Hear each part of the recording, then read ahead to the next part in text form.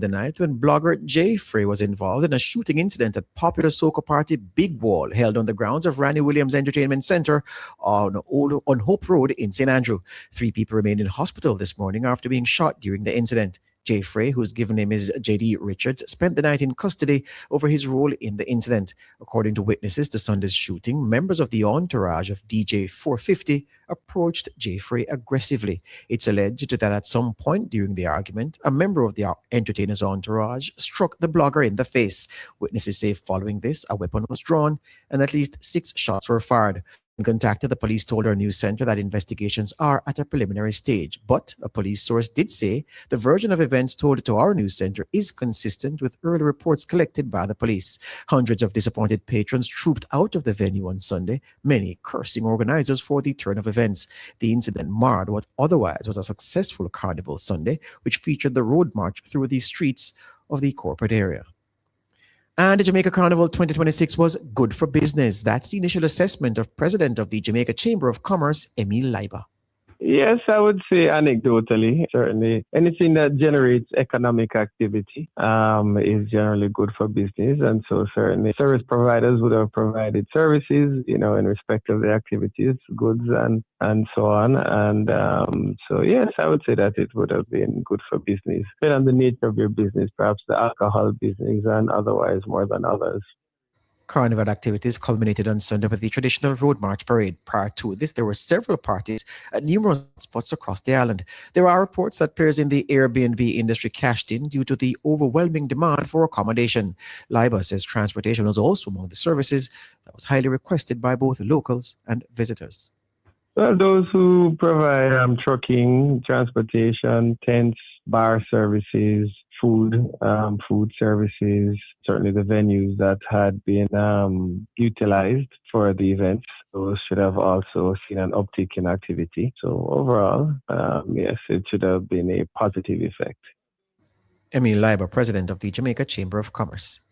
Inefficient human resource policies in the public healthcare system play a significant role in driving nurses to migrate. So says Nurses Association of Jamaica, Dawn Marie Richards.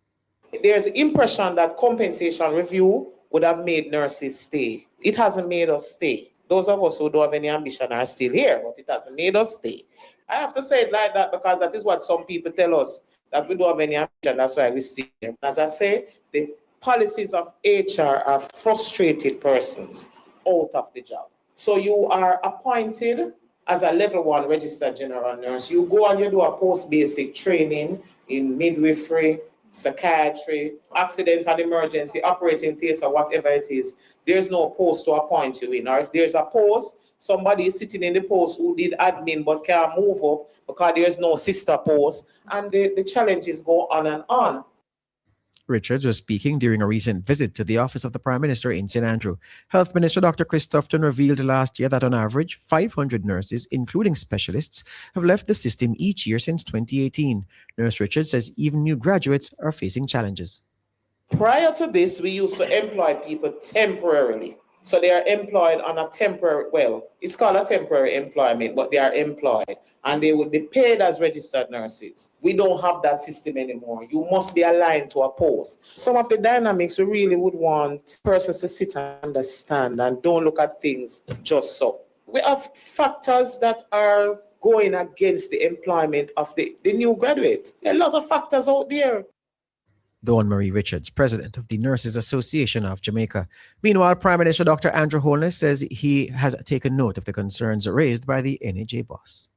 It's very important that I hear, how do you see it? And then I try to understand how other people see it. Maybe there is something that is a balance of interest. Maybe the interests of the nurses have to be balanced against some other interests. Yeah. And that's usually so I have to. This is what I'm saying always, let me get the understanding. So it's when you put the ideas in writing, a little bit more cogent, and then I can go on here, and that's how we make changes. So though I listen to you, and emotionally I'm drawn to your arguments, I also have to be prepared to listen to the other arguments logically. Dr. Andrew Holness, Prime Minister. Minors who enter guilty pleas in order to access the child diversion program could have those could have that decision used against them later on. Children's advocate Diane Gordon Harrison raised the concern as she made recommendations to strengthen the Child Diversion Act. If the child pleads guilty, is then referred to a child diversion committee by the court, but for whatever reason is deemed to have faltered whilst on the program and has to be brought back before the court, the guilty plea that has been recorded against the child prior to the referral stands and in practical terms can be used in the proceedings against the child. The process then becomes less advantageous to the child as he or she would be deprived of the opportunity to explore a defense at trial, and the issue of withdrawing a plea is left within the discretion of the court. Thus, in our submission, prejudicing the child's right to a fair trial where they are deemed to have failed to satisfactorily complete the diversion program. The proposal was submitted to a joint select committee of Parliament reviewing the Act last week. Under Section 11(2)(b) of the Act, the court dismisses the charge after the minor successfully completes a specific child diversion program. But according to Gordon Harrison, the guilty plea is inconsistent with the intentions of the Act. A guilty plea results in the child having a criminal conviction recorded against him, which is incongruent with the intention of this section. Once there is a conviction, the court would be left with the shambolic shenanigans and various inconsistent and perhaps impractical options to then seek to retroactively dismiss the case against the child. So again, we ask that it be made categorically clear that yes, we must accept responsibility to benefit, but that does not mean entering a plea of guilty. Meanwhile, the children's advocate is recommending that police interviews involving minors be conducted in the presence of a counselor. Incorporate into Section 27(2) a requirement that where a constable is conducting the interview of a child victim to assess the impact of the offense on him or her so that he can know whether he's going to agree with diversion, that this interview be done in the presence of a counselor who has experience working with children and not just in the presence of the parent or guardian. The parent or guardian may not be suitably qualified in assessing victim impact, or may be qualified but so overwhelmed by the circumstances affecting their child and thus impeded in their ability to dispassionately and appropriately guide their child. Diane Gordon Harrison, children's advocate, she was speaking last week during a joint select committee of Parliament reviewing the Child Diversion Act. As the opposition PNP continues to face heat for the tax exemption scandal involving Dennis Gordon's company, Jack Den Limited, political analyst Lloyd B. Smith believes Mark Golding's handling of the matter was ineffective. According to Smith, the PNP president and opposition leader was not proactive when confronted with the crisis. Well, I think the perhaps greatest fault of the opposition leader is seeming inability to be more proactive.